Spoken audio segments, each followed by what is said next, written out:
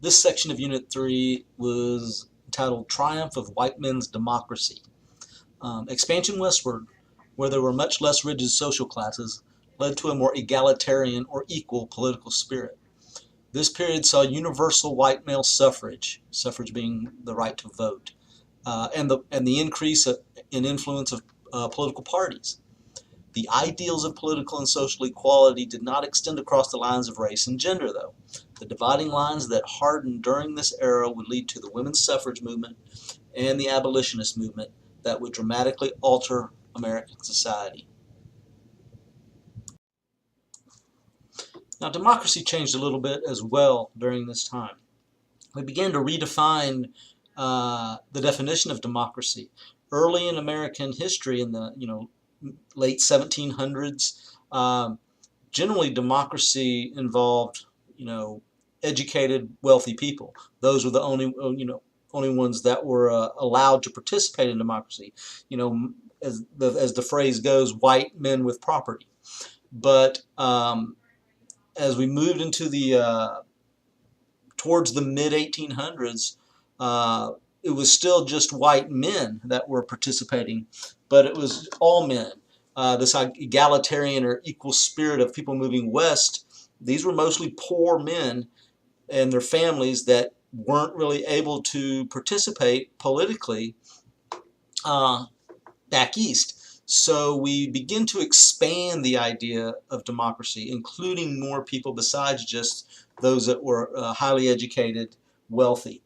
Also, less deference to one's betters. You no longer felt like you had to bow or to defer to somebody who was from a family with good lineage, or somebody who was wealthier or had a higher status in society. The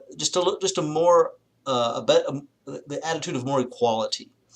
Also, you begin seeing a little more equality of opportunity, especially as people moved west, where land was plentiful and you could go out there and make your way.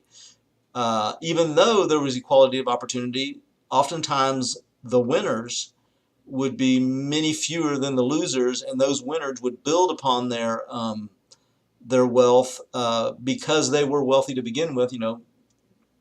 They had the ability to buy more land, invest in more land. So you start seeing stark inequalities in economics, in society. You had your winners and your losers, and usually it was a few winners and a lot of losers. So during this period, we had political and social equality. That idea of democracy becoming more widespread, social equality, less deference to one's betters, but a growing economic inequality, where you have a handful of wealthy and then everybody else not so much. Arts and literature during this time, it appealed to the masses. People began to, that maybe historically weren't interested or didn't think about arts and literature, they began to read stories. Many stories were considered romantic in the philosophy of Romanticism. They appealed to virtue, sentiment, nature, kind of a rejection of modernity, all things modern. There were some radicals during this period that rejected the Romanticism and were more realist, I guess, and got people like Edgar Allan Poe, who had all his dark poems that didn't always end, happily. So we see changes during this period. And as politics became more egalitarian and more equal, you start seeing the actual political process change. Excuse me. Most states had universal white male suffrage. Let me clarify that. White male suffrage by the 1820s, meaning that if you are a white male citizen of the state, you could vote. Also, you begin to see the shift from part-time politicians to professional politicians. Early on in American history, in the 1700s and the real early 1800s, most politicians were just, lawyers or businessmen who would take 2 years or 4 years or 6 years out of their lives, go serve, as just as they feel like that it was their honor and it was necessary for them to serve their country, and they'd go serve, and then they'd go back to being lawyers and being businessmen or whatever else they were doing. But now we're seeing during the 1820s, 1830s, people become professional politicians. That's their life's work, is to be a politician. Also, with the professional politicians and the more widespread suffrage, you see stable statewide political organizations form. You will have, party structures at the very local level with, locals working and supporting and promoting their parties. And you will also, during this time, see us become a stable two-party system. If you remember the era of good feelings, there was one political party. Now that starting here, it's two political parties. But the couple of the parties will change names, but we will always have two main political parties. And of course, as we know throughout history, there'll be other third parties, fourth parties, minor parties. But as far as our secure two-party system, is what we mean by that is two major parties, which of course today is the Republicans and the Democrats. Also, the concept of loyal opposition was accepted. If you remember back in the late 1700s, early 1800s, there was a lot of name-calling between the political parties of them being traitorous, them being anti-American, them trying to hand our country over to the French or the British, and that's the complete opposite of loyal opposition. The idea of loyal opposition means that I recognize that we differ very much in the policies that we want to have implemented in our government, but I know you're doing it in what you think the best interest of the country is. We just disagree. I don't think you're disloyal. I don't think you're a traitor. We just disagree. And so this idea of the loyal opposition was widely accepted throughout politics. And just as a side note, I think it's a problem today is that we've lost a little bit of that concept of loyal opposition between our two major parties. During this time also, presidential electors were chosen by popular vote. Electors are those that actually decide who they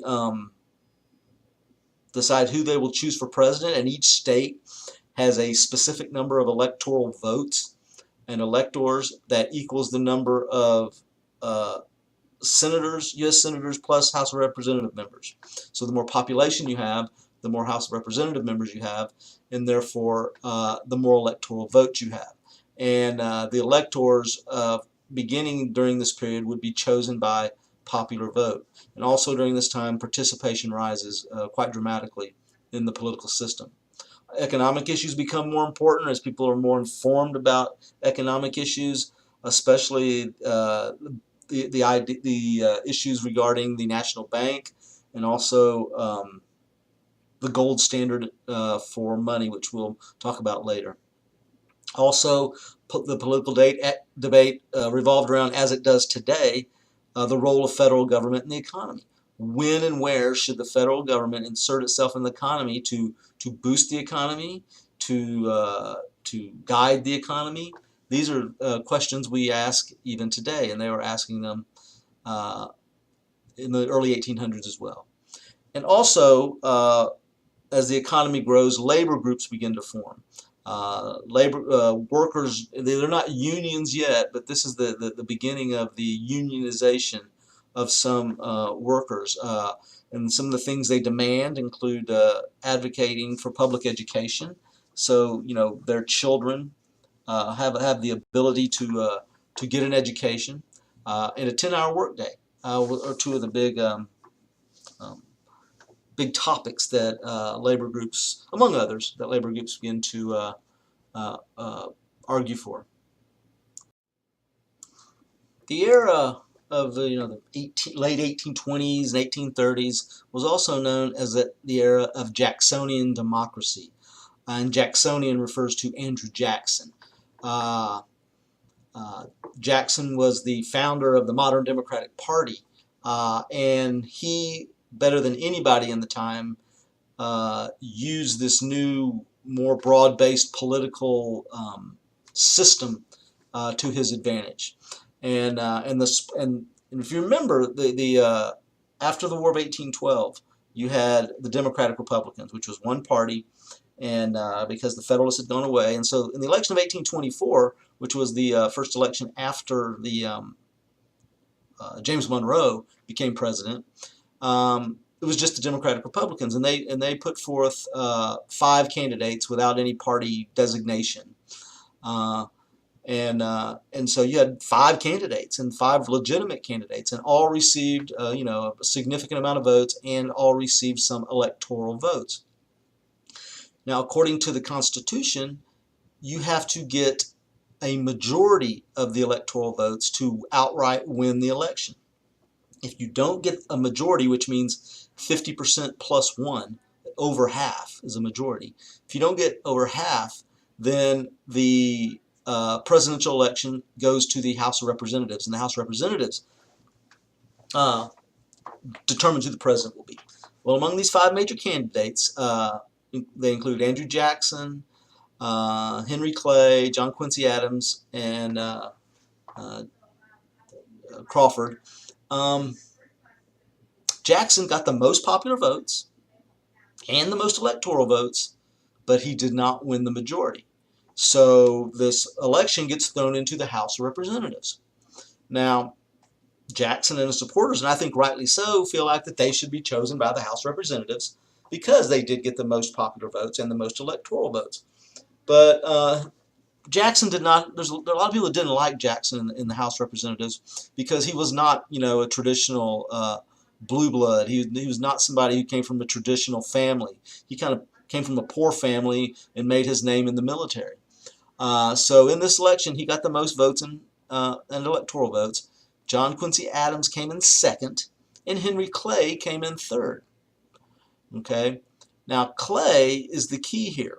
Clay decides when he goes in, when this goes to the House of Representatives, he tells his supporters in the House of Representatives not to vote for him. Instead, he says, vote for John Quincy Adams. And, of course, if you combine the support for John Quincy Adams with the support for Clay, you're going to get enough support to defeat Jackson, and that's exactly what happened. And this greatly angered the Andrew Jackson supporters. They thought it was a kind of collusion. But then something even worse happened. Clay was immediately made, of course he gave up all his votes, remember, to John Quincy Adams. Adams becomes president, and then after he's chosen as president, Adams appoints Henry Clay as Secretary of State. Now, that may not seem like a big deal, but during this period of time, usually whoever the Secretary of State is for a given president becomes president after that person leaves office. So, Thomas Jefferson was Washington's Secretary of State, and he later became president. James Madison was Jefferson's Secretary of State and later became president. James Monroe was Madison's Secretary of State and later became president. So basically, Jackson's supporters and Jackson himself saw this as what they would call a corrupt bargain of Clay giving up all of his votes, or, on the other hand, John Quincy Adams, cutting a backroom deal with Henry Clay, saying, you give me your votes, and I will appoint you Secretary of State. So this greatly angered Jackson's supporters, and they split from the Democratic Republicans and formed the Democratic Party. And the Democratic Party that is formed after this election is the policies are different now, but it's the same Democratic Party that exists today. It's been here ever since. It's a lot of changes, but it's been here ever since. Now, of course, Jackson lost the election of 1824. That was the corrupt bargain election. And so the next election that comes around, where John Quincy Adams, who, of course, won that 1824 election, is running for re-election, Jackson runs against him as a Democrat. And because they've supported, his supporters have formed a new political party called the Democrats. He has states' rights supporters and Southern support, those that don't like, the federal government and of course the South, where Jackson is from. Those were his bases of support. Also, he used some of the new modern electioneering techniques, large rallies. Before Jackson, presidential candidates rarely actually went out and campaigned. They, it was beneath them in a lot of ways. It wasn't respectable. But Jackson goes out and he campaigns. His party holds huge rallies. They have, evening parades with torches, and they have big barbecues where they feed everybody, and they come out and ask for their vote and their support. So these are kind of new modern electioneering techniques that are going to last throughout our history. Jackson was also portrayed as a man of the people, somebody who like a regular guy. But underlying that was also this disrespect for the elites or the wealthy or the educated, because a man of the people back then, just the regular people, were uneducated. Many of them were just illiterate. And so he appealed to them by making fun of and ridiculing educated intellectuals, people like that, which, that's a common technique today, even, running as an anti-intellectual and anti-intellectualism. But that idea that he's a man of the people, that he's a regular guy, he played that up. Also, what was modern about this election was a lot of personal attacks and mudslinging. Back and forth between Quincy Adams and Jackson. Jackson's wife was brought into the campaign because supposedly without Jackson's knowledge, when Jackson married his wife, she was still married to another man, and so that became a big scandalous thing. So there's a lot of mudslinging going on. But in the end, Jackson defeats John Quincy Adams and becomes president of the United States. Now, once again, like modern elections, he's not real clear on many issues. He's kind of vague. And of course, as a politician, you kind of want to be vague because you don't want to, be too committed to certain things, because you will lose the people that oppose that. So if you cannot commit to too many things, then you're more likely to appeal to voters. He also defended the spoils system, which goes back to the term "to the victor go the spoils." And basically what that means is, if you win the election, if you win the presidency, you're the victor, so the spoils go to you. That means you get to basically clean house of the government and appoint anybody that you want in any position that you want. While that sounds fair, I guess, on a superficial level, in government it can be a problem, because if you get rid of everybody, you get rid of all the experienced people. You get rid of all the people that have working knowledge of how the government works, and you have to retrain everybody. So, but he defended the spoil system, and he used the spoil system to put a lot of his supporters in positions of power in his cabinet and working in the government. Now, also during this, after the election, he of course appoints his cabinet. And one of the people he appointed to his cabinet was a guy named John Eaton. Now this was a controversial appointment, because John Eaton was married to a woman named Peggy Eaton. And Peggy had a kind of sordid past a little bit. She had worked as a barmaid, I guess, if you will, at the time. That's what they would call them. And it was in Washington, D.C., and it was where politicians came in all the time, and she was just, served drinks. Well, she kind of caught the eye of John Eaton, and she was friends with Jackson. She knew all the politicians at the time, and John Eaton and Peggy became friends while Peggy was still married to a naval officer who was often gone out on at sea. Well, supposedly when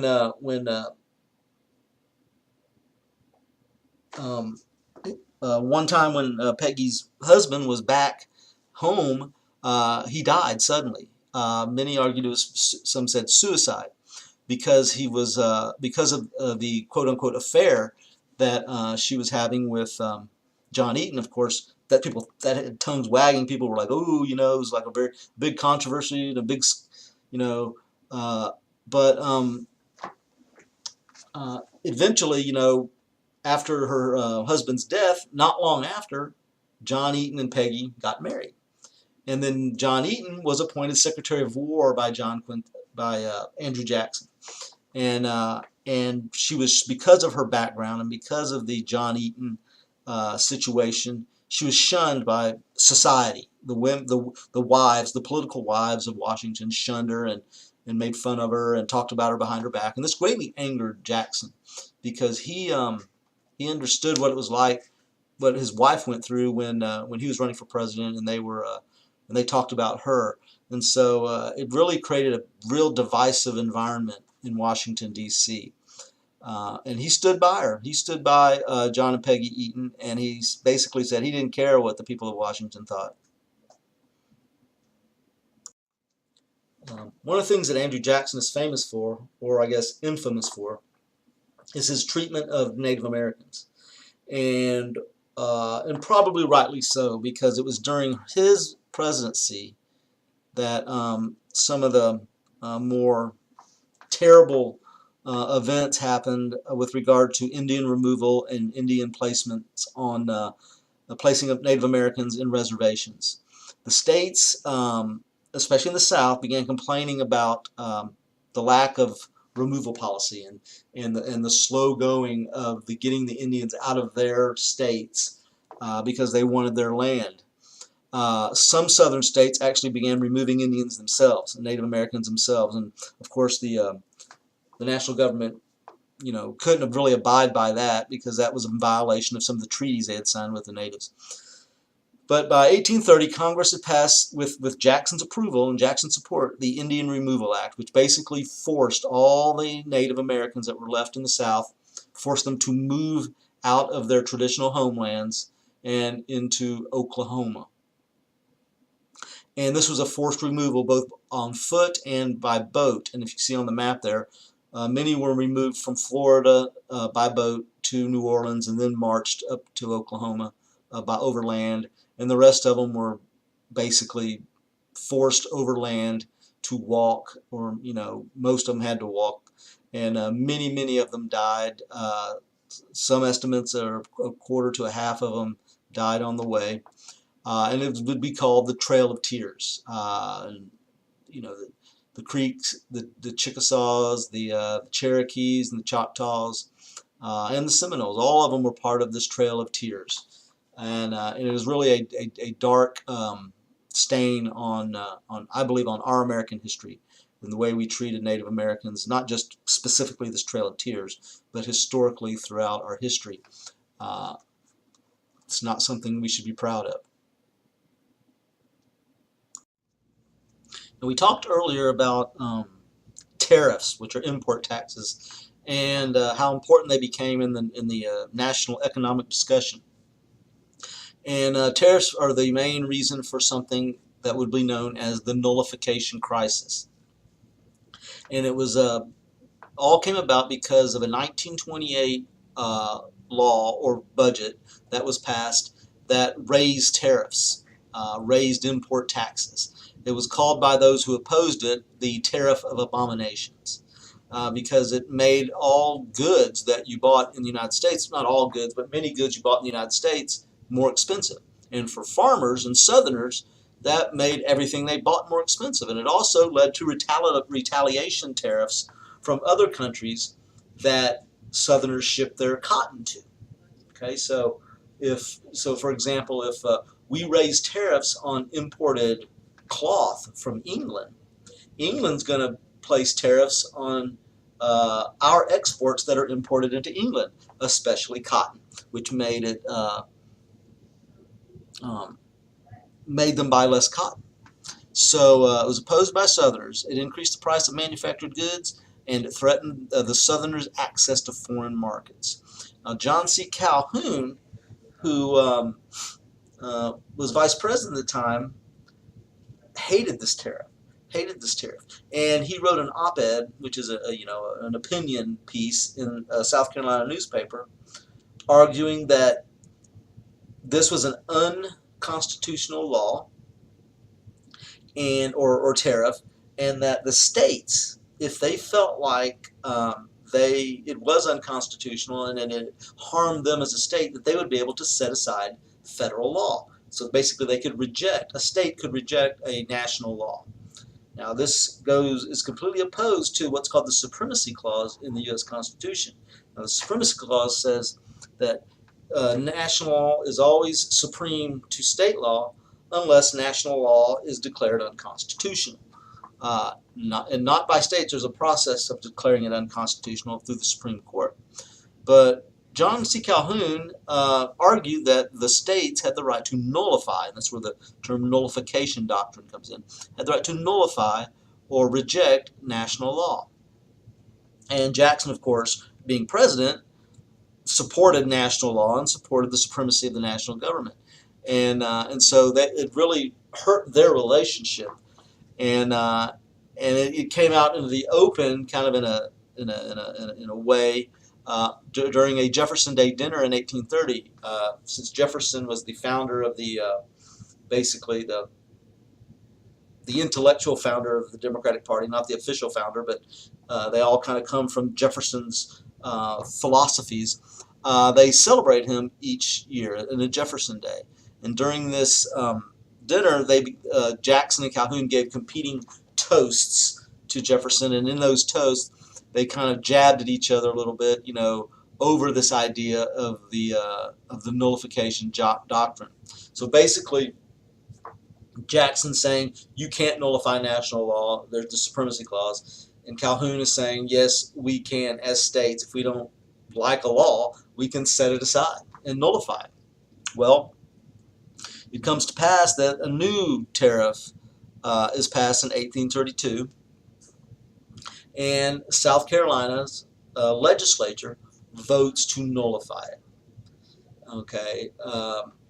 Now, Jackson tells Congress that this cannot stand, and so he gets the power from Congress to enact Congress passed what's called the Force Bill, which would allow the president to send U.S. Army troops into South Carolina to ensure that the bill is enforced. So Jackson threatens. He goes, "You rescind that nullification, or we will send in the troops." And Jackson would have done it. And into this, Henry Clay comes in and issues a compromise, and then works out a compromise between the national government and South Carolina that lowered some of the tariffs, which gave South Carolina a way to gracefully ease out of the threats of nullification, and so they went ahead and accepted. But this idea of nullification, it's important because at this early time, 1832, you're talking about 28 years before the Civil War, that nullification, this idea of nullification, will foreshadow the Southerners' position on slavery with regard to national policy regarding slavery. That they should be able to, if they don't like the law regarding slavery, they should be able to reject it or nullify it. So this is kind of a foreshadowing a little bit. We had previously discussed the Panic of 1819, or the economic panic of 1819, and it was a very, very difficult economic crisis. It hurt a lot of people. And the Southerners and people out west who didn't trust the banking elite of New York and Philadelphia, they blamed the national bank and their policies for the Panic of 1819 and not being able to control those state banks. But in 1823, a man named Nicholas Biddle, a very respected person in the banking industry, takes over, restores a lot of confidence, the economy improves. Now, even though he restored confidence and improved the standing of the banks, Jackson had always opposed a national bank, mainly on constitutional grounds. And we've talked about this argument before when it was between Jefferson and Hamilton about nowhere in the Constitution does it say that Congress can establish a national bank. And, of course, they use the idea of implied powers that, well, if you're going to tax and you're going to spend, you need a bank. The national government does. So, and then on other grounds where he felt like the bankers had only their own banking interests in mind and worked to gouge the farmers and the Southerners. So when the national bank attempts to recharter in 1832, Jackson vetoes it, and there's not enough votes in Congress to override his veto. Okay, and this was leading up to the election of 1830. So he vetoes, while he's campaigning for the election of 1832, and he wins in 1832. So now, basically, the National Bank shuts down because they don't have a recharter. And then Jackson does something that angers a lot of people. He begins removing deposits from the National Bank and putting them in state banks, specifically state banks that had people or were in areas that supported him politically. So he removes federal deposits to put them in his pet state banks. This causes a lot of problem because one thing you need in an economy is predictability and stability. People who invest money and people who start businesses and borrow money and loan money, they want to know, what the economic landscape is before they start making big economic decisions. And this caused huge upheaval. You have these banks now, holding the federal money and loaning it out, some at different rates. And so there was a lot of speculation.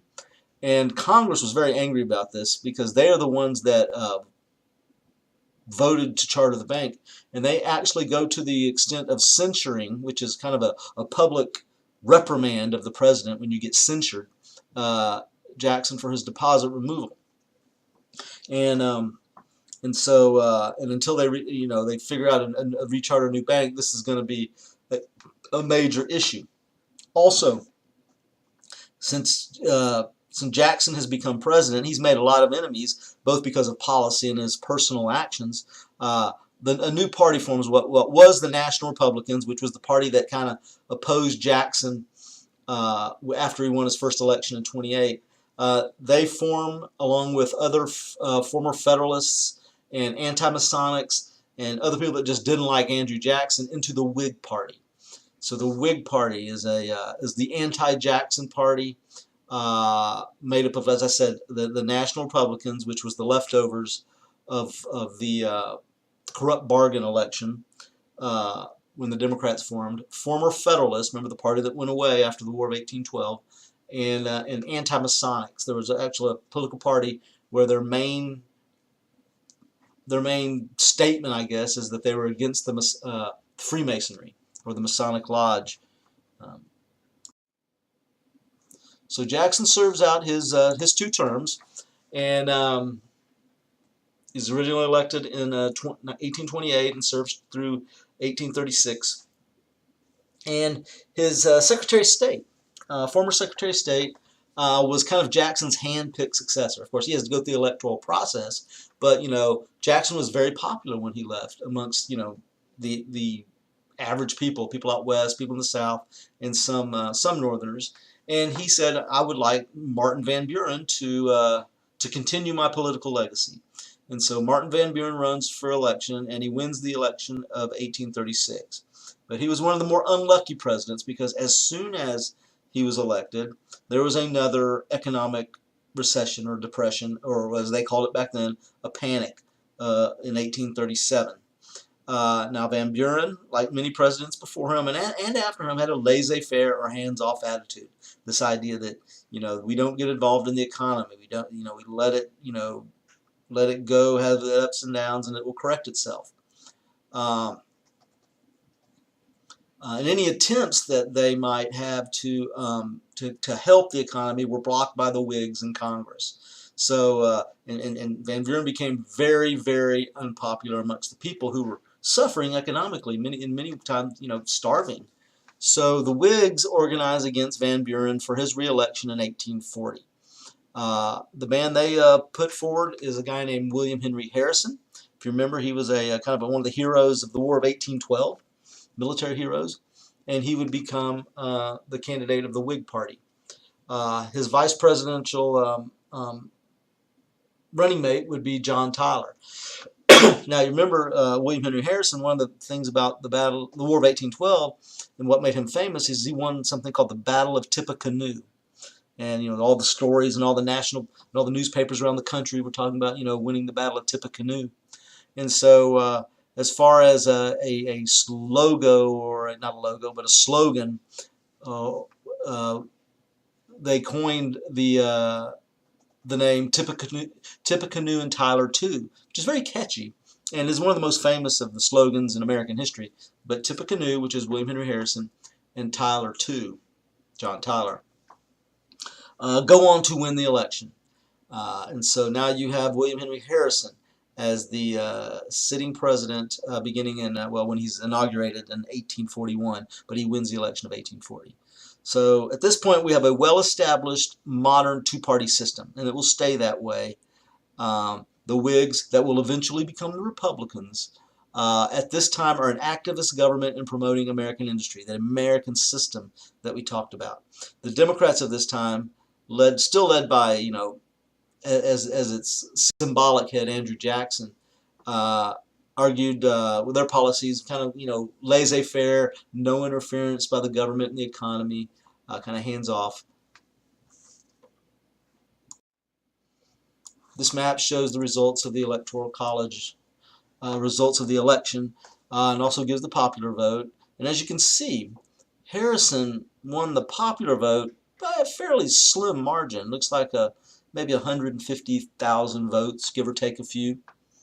But a landslide in the Electoral College vote. And basically, that's because, if a candidate wins the majority of votes in a state, they get all of the Electoral College votes. So they could win that state by popular vote, by one vote, or by 10 million votes. And it doesn't matter. They're going to get all the Electoral College votes of that state. And as you can see, William Henry Harrison won the most populous states with the most Electoral College votes, for the most part, with the exception of maybe Virginia, but he won New York with 42, Pennsylvania with 30, Ohio with 21, and then, let's see, North Carolina, Tennessee, Kentucky, all with 15. So, won the big states, whereas the majority of the states that Van Buren won were less populated, which means less electoral votes. But anyway, that's how William Henry Harrison became president.